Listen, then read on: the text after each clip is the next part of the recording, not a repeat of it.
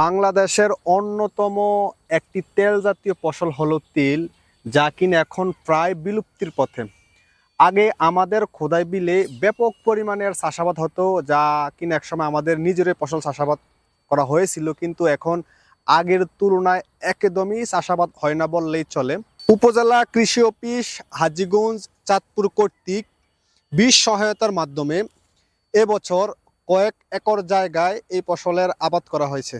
তিল রবি এবং খরিফ উভয় মৌসুমে চাষাবাদ করা যায়, তবে চাষাবাদ করতে হলে অবশ্যই একটু উঁচু জমি প্রয়োজন, কেননা তিল মোটেও জলাবদ্ধ সহ্য করতে পারে না। পুষ্টি গুণাগুণ হিসেবে তিলের বীজে রয়েছে calcium, magnesium, iron, copper, thiamine ও ভিটামিন ই।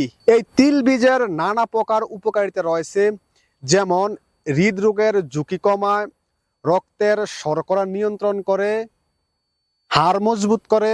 এছাড়াও তিলের তৈলে ভিটামিন ই থাকায় ত্বক এবং চুলের যত্নের জন্য বেশ উপকারী।